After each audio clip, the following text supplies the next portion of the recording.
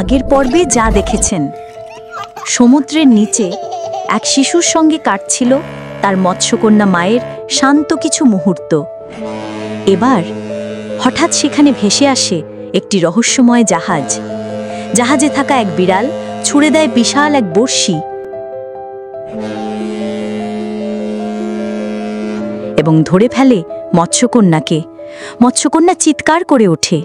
ছোট্ট শিশুটি কান্নায় ভেঙে পড়ে।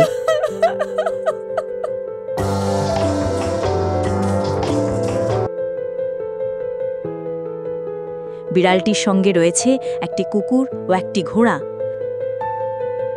তারা জাহাজে আগুন জ্বালায় যেন মৎস্যকন্যাটিকে ফ্রাই করে খাবে।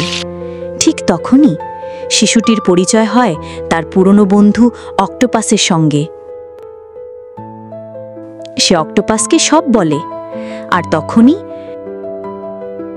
গান আর সাহস নিয়ে শিশুটি ও অক্টোপাস একসঙ্গে আক্রমণ চালায় জাহাজে। কি হবে এরপর? পরের পর্বের জন্য অপেক্ষা করুন।